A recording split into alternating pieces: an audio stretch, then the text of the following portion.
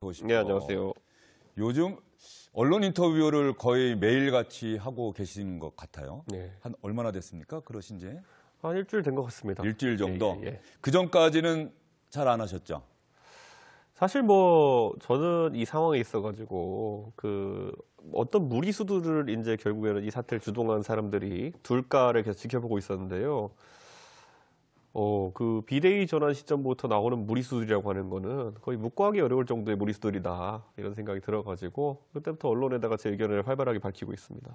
비대위로 전환한다는 방침이 확정되기 전까지는 대응을 자제했었는데 비대위 전환 그 이후부터는 나는 가만히 있어서는 안 되겠다. 제가 몇 번이나 이야기했지만은 자기들끼리 제 뒷담화 하다가 그게 언론의 카메라에 노출되어 가지고 기사화가 되고 그것들 때문에 국민들의 실망감이 커졌다라는 어떤 상황이 있으면은 그 상황을 일으킨 사람들에 대해 가지고 지적을 하고 그리고 거기에 대해 책임지는 모습이 필요한데 아직까지 그 문자를 보내고 주고받던 분들이 그 내부 총질 문자라든지 체리따봉에 대해 가지고 아무 입장 표명이 없는 상태로 벌써 이제 한 달 가까이 가고 있습니다. 이것 자체가 비정상적인 상황이죠. 우리 국민들 중에서 보면은 그런 어떤 내부 총질이라고 표현하는 문자 이런 것들에 대해서 해명 들으신 게 있나요? 없거든요. 그러니까 결국 이런 아주 중차대한 정치적 문제들을 놓고 그냥 뭉개면서 가고 그래서 또 내린 결론은 뭐냐면은 야, 우리가 미안하다 그러기도 좀 그렇고 우리가 설명하기도 좀 그러니까 그냥 아예 이준석 자리를 지워버리고 비대위로 가자. 그래가지고 그냥 자기들끼리 담합해서 한 거 아니겠습니까?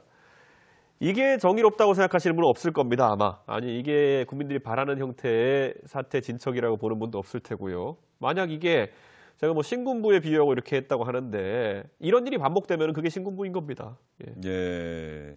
자, 그러면 가장 많이 제가 이런저런 댓글도 보고 그랬는데 이준석 전 대표를 향해서 아마 많은 분들이 비판하는 지점이 지지했다가 비판하시는 분들도 있고 그래도 그렇지 윤석열 대통령은 어쨌든 간에 보수정당이 힘을 합쳐서 만들어낸 대통령이고 내부 총질이라고 하는 문자를 보냈고 그게 공개가 되긴 했지만 이준석 전 대표가 윤석열 대통령까지 이렇게 강도 높게 비판하는 것은 과연 보수정당을 살리자는 의도냐 아니면 이 윤석열 정부를 망치자는 의도냐 아무래도 후자 아니냐 이런 비판이 많이 있어요.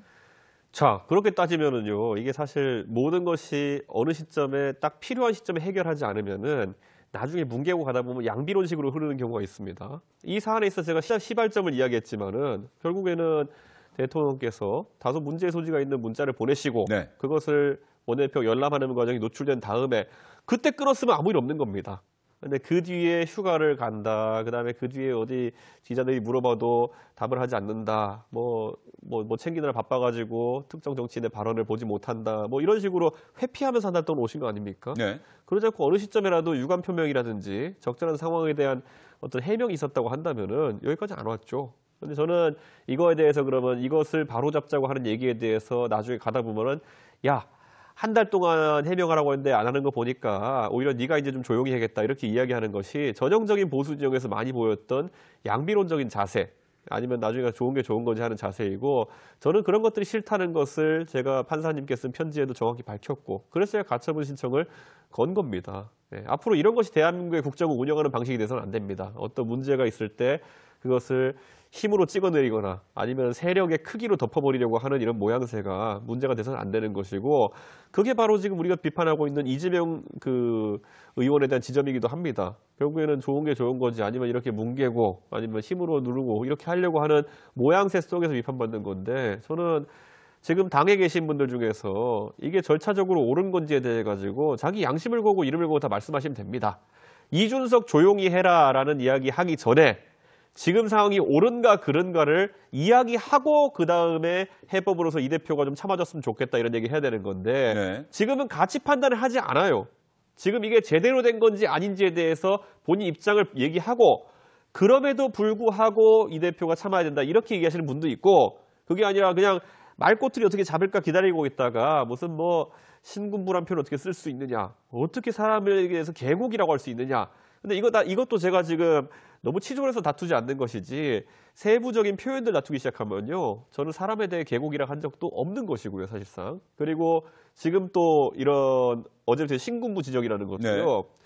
신군부가 일단 양태에서 이야기한 겁니다. 결국에는 그때 서울에 봄이 왔을 때 그 당시에 우리가 유명한 서울역 회군이라는 것이 네. 있었고 심재철 의원이 나중에 소회를 밝혔지만은 그때 그런 것을 감당하기에 우리들은 너무 어렸었다. 그런 것 때문에 그때 학생들은 유혈 충돌을 막기 위해 가지고 회군했고 그때 신군부는 그것을 오판했던 것이 야 힘으로 찍어 누르니까 되는구나 해가지고 그 며칠 뒤에 더 엄청난 일을 벌인 겁니다. 그게 뭡니까? 우리 사회에 굉장한 아픔으로 남아있는 5.18 광주 민주화운동 아닙니까? 만약에 서울역 회군 때 서울이라는 공간은요.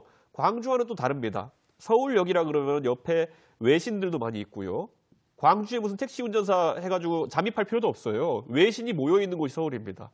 서울역에서 만약에 그런 어떤 투쟁이 지속되었다고 한다면은 광주처럼 무슨 공수부대가 투입되고 이렇게 해가지고 유혈 사태가 발생하고 이런 일은 없을 겁니다. 그런데 서울역에서 그들이 위협했을 때 그것을 너무 어렵기 때문에 감당할 수 없었던 그런 것들 때문에 나중에 그것이 사실 제가 그 편지에 썼지만은 전혀 본인들이 민주주의 투쟁에 선봉에 설 것이라고 예상하지도 못했고 그것이 자신들의 짐이라도 생각하지 못했던 광주 시민들이 그것에 의해 가지고 피해를 입고 민주주의의 선봉에 선 겁니다. 저는 지금도 마찬가지인 게 정치하는 사람들이 이 정치의 영역 안에서 네. 이 문제를 바로잡지 못하면은 나중에 더 넓은 영역에서 그런 것들을 국민들이 감내해야 될지도 모릅니다. 그렇기 때문에 제가 여기에 대해서 이의를 제기하는 거지 제가 솔직히 보수정당 역사상 대통령이 뭐라 하는데 바짝 엎드려가지고 잘 사는 사람들, 그 사람들 역사를 몰라서 하는 게 아니거든요.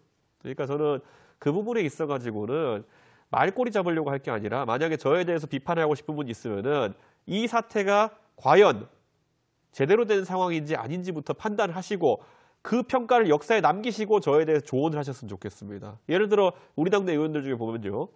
최재형 의원 같은 분들 소신을 당당하게 말씀하셨습니다. 작금의 상황에 대해서 굉장히 문제가 있다는 것을 여러 차례 드러내셨고 하지만 저에게도 어떤 이런 행동을 주문하시고 네. 이런 것은 제가 듣기에도 축원입니다. 그런데 그게 아니라 무슨 뭐 이철규 의원 같은 보십시오. 맨날 무슨 말 한마디만 말꼬리 잡으러 와가지고 양두구육 그랬더니만 어떻게 개 같은 소리를 하느냐 개고기 같은 소리를 하느냐 이러면서 달려들잖아요. 전혀 저는 걸 축원으로 받아들이지도 않고요. 야, 저 사람은 진짜 말꼬리 잡으려고 기다리고 있구나. 이런 인상인 겁니다.